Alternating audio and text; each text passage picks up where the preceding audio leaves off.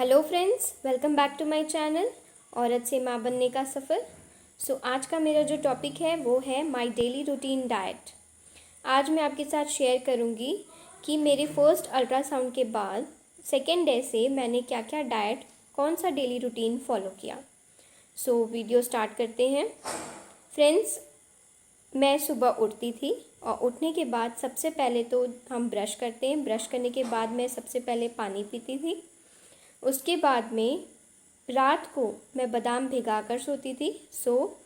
बादाम कितने भिगाने हैं आपको? 7 बादाम कम से कम भिगाने हैं स्टार्टिंग के लिए। स्टार्टिंग आप 7 बादाम से स्टार्ट करेंगे। उसके बाद में कब इंक्रीज़ करना है ये मैं आपको बाद में बताऊंगी। 7 बादाम आप छिलके के साथ नहीं खाना है फ्रेंड्स।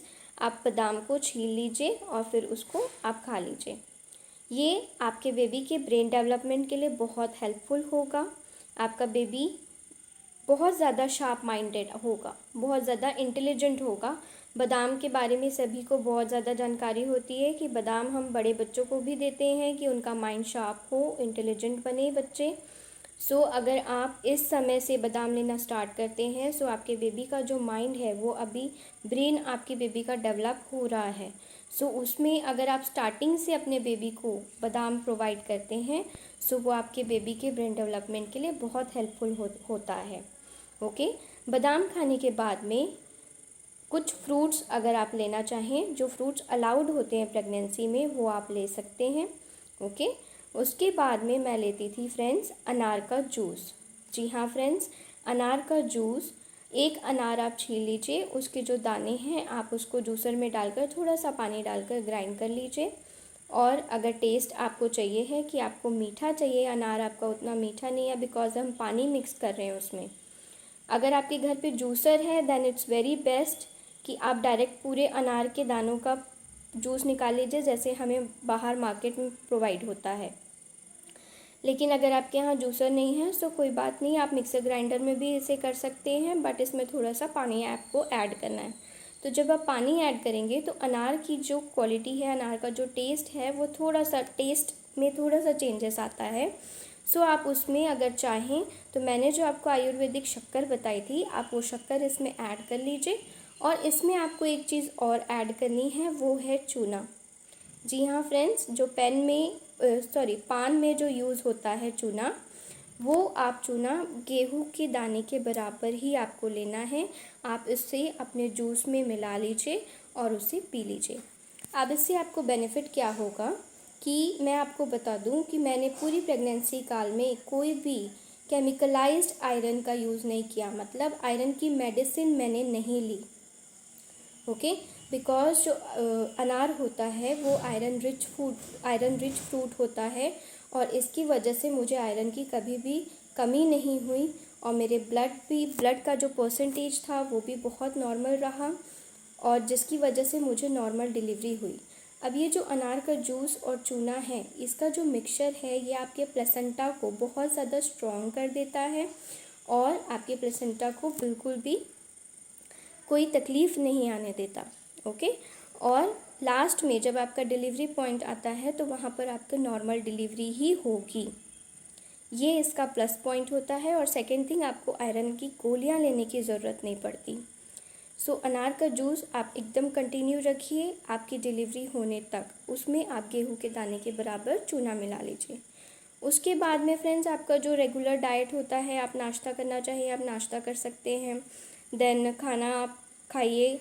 मैं आपको सजेस्ट करूँगी कि खाना हर डॉक्टर्स भी बताते हैं, गायनेकोलॉजिस्ट भी बताते हैं, और मैं भी आपको वही सेम चीज़ बोलूँगी कि खाना जो है वो थोड़ी थोड़ी क्वांटिटी में 4-5 बार लीजिए।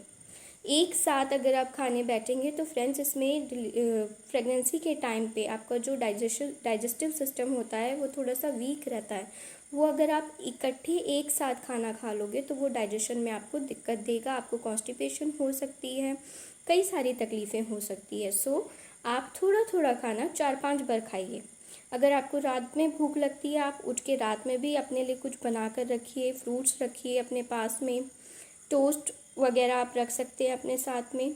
तो आप उसे हर थोड़ी थोड़ी देर में कुछ ना कुछ आपको खाते रहना है। अब सेकेंड थिंग कि शुगर, मैंने आपको पहले ही बता चुका है कि शुगर जो है वो आपकी बॉडी में से कैल्शियम को रिलीज़ कर देता है। सो अभी आपके अंदर आप खुद भी हो और आपके अंदर आपका बेबी भी है, और बेबी को डेवलपमेंट होने के लिए सबसे ज़्यादा कैल्शियम की ज़रूरत पड़ती है।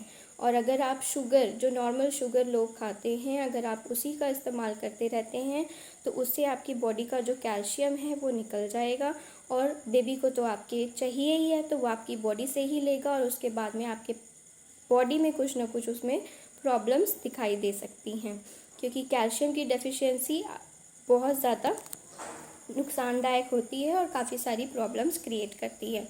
सो आप शुगर को नेगलेक्ट कर दीजिए अपने पूरी डाइट से। शुगर की बजाय आप आयुर्वेदिक शुगर का यूज़ कीजिए, जो आयुर्वेदिक मेडिसिन में शुगर यूज़ होती है। सेकेंड थिंग मैंने क्या किया था कि अपना नमक भी चेंज किया था।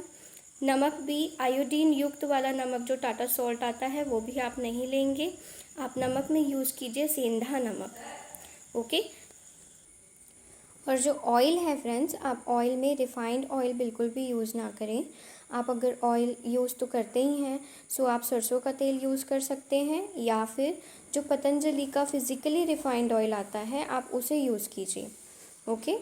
सो ये 3 चीज़ें आपकी डाइट के लिए बहुत ज़्यादा हेल्पफुल होंगी।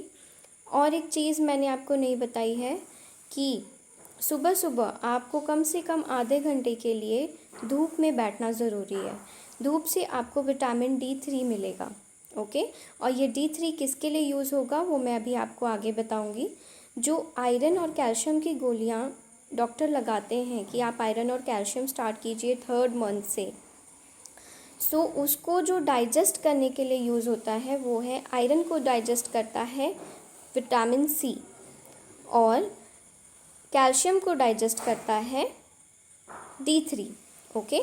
सो आयरन को डाइजेस्ट करने के लिए आप एक काम करेंगे कि खाना खाने के बाद आप कम से कम 1 नींबू का रस, उसका आप जूस बना लीजिए और उसे पी लीजिए। उसमें आप नमक शक्कर ऐड कर सकते हैं, बट नमक सेंधा नमक होना चाहिए और शक्कर आयुर्वेदिक शक्कर होनी चाहिए, ओके। सो विटामिन C आपको पर डे अपनी डाइट में इंक्लूड करना ज़रूरी है, क्योंकि विटामिन C आपके आयरन को डाइजेस्ट करेगा, ठीक है। और कैल्शियम को जो डाइजेस्ट करता है वो है विटामिन D3। D3 आपको डायरेक्ट सनलाइट से मिल जाएगा, जो फ्री ऑफ कॉस्ट होता है। अगर फ्यूचर में अगर आपको ऐसा लगे कि आपको D3 की कमी हो रही है, आपका कैल्शियम डाइजेस्ट नहीं हो रहा है, सो आप एक काम कर सकते हैं कि जो D3 एडेड कैल्शियम की गोली आती है वो आप ले सकते हैं। मैंने तो फ्रेंड्स 2 ही गोलियां चलाई थी, एक सस्टेन और दूसरी फॉलिक एसिड। आयरन और कैल्शियम की केमिकल वाली गोलियां मुझे नहीं यूज़ करनी पड़ी थी, बिकॉज़ पोमोग्रेनेट का, अनार का जूस ही बहुत ज़्यादा सफिशिएंट होता है आयरन और कैल्शियम को दोनों को फुलफ़िल करने के लिए। सो मुझे तो ज़रूरत नहीं पड़ी थी पूरी प्रेगनेंसी काल में, लेकिन अगर आपको ऐसा फील होता है कि D3 की कमी हो रही है आपको, सो आप D3 एडेड कैल्शियम की गोली ले सकते हैं। अब दोपहर का आपका खाना हो गया, खाना खाने के बाद में आपने जूस लेना है। शाम को मैं एक चीज़ करती थी कि शाम को बीट रूट मैं लेती थी, बीट रूट जो चुकंदर होता है फ्रेंड्स वो। लेकिन इसमें आपको एक चीज़ ध्यान रखनी है कि चुकंदर आपको 1 या 2 स्लाइस ही लेना है, उससे ज़्यादा आप नहीं लेंगे। ये सोचना नहीं है कि मैं जितना ज़्यादा चुकंदर खाऊंगी उतना ज़्यादा मेरा ब्लड का लेवल बढ़ेगा। नहीं फ्रेंड्स, आप प्रेग्नेंट हैं, आपको काफ़ी हर छोटी छोटी चीज़ों पे ध्यान देना ज़रूरी है। बीट रूट आप सिर्फ 1 या 2 स्लाइस ही ले सकते हैं। अगर आप उससे ज़्यादा लेंगे सो आपको वोमिटिंग की प्रॉब्लम हो सकती है, आपको घबराहट हो सकती है, आपको बेचैनी भी हो सकती है। सो आप बीट रूट लेंगे सिर्फ 1 या 2 स्लाइस। मैंने भी 1 या 2 स्लाइस ही लिया था, और ये मेरा खुद का सेल्फ एक्सपीरियंस है। मैंने भी यही सोचा कि मेरा ब्लड लेवल मुझे बढ़ाना है, मुझे मेंटेन रखना है। सो मैंने सोचा कि चलो मैं तो बैठ गई थी कि मैं फुल बीट रूट खा लूँगी, बट फुल बीट रूट मैं खा ही नहीं पाई। हाफ जैसे ही मैंने खाया मुझे वॉमिटिंग हो गई। फिर मेरे हस्बैंड ने मुझे गाइड किया, बिकॉज़ वो नेचुरोपैथ डॉक्टर हैं, सो उन्होंने मुझे गाइड किया कि आप एक बार में सिर्फ 1 या 2 स्लाइस ही खा सकती हैं। सो फ्रेंड्स, ये मेरा खुद का सेल्फ एक्सपीरियंस है जो मैं आपके साथ शेयर करी हूँ, ओके। सो मैंने आपको सारी चीज़ें बता दी। एक आपको बादाम स्टार्ट करना है, बादाम की क्वांटिटी आपको 6 से 7 ही रखनी है स्टार्टिंग के लिए। उसके बाद में आपने जो भी फ्रूट्स लेने हैं वो आप ले सकते हैं। देन अनार का जूस विद कैल्शियम, और कैल्शियम आपको सिर्फ गेहूं के दाने के बराबर ही लेना है। ओके। थर्ड, फिर आप जो भी अपना नाश्ता करना चाहते हैं नाश्ता कर लीजिए। उसके बाद में आप खाना खाएंगे। खाना खाने के बाद में आपको 1 गिलास नींबू का जूस लेना है, नींबू का शरबत लेना है, ठीक है, ताकि आपने जो सुबह आयरन लिया था वो आपका डाइजेस्ट हो जाए। फिर शाम को आपने बीट रूट लेना है, ठीक है। और रात में अगर आपको जैसे भूख लगती है तो आप अपने साथ में अपनी कोई खाने की कोई भी चीज़ रख सकते हैं, चाहे आप रोटी रख लीजिए, चाहे आप टोस्ट बिस्किट कुछ रख लीजिए। ओके। सो आप इसे ले सकते हैं। तो ये था मेरा फुल प्रेगनेंसी का डाइट।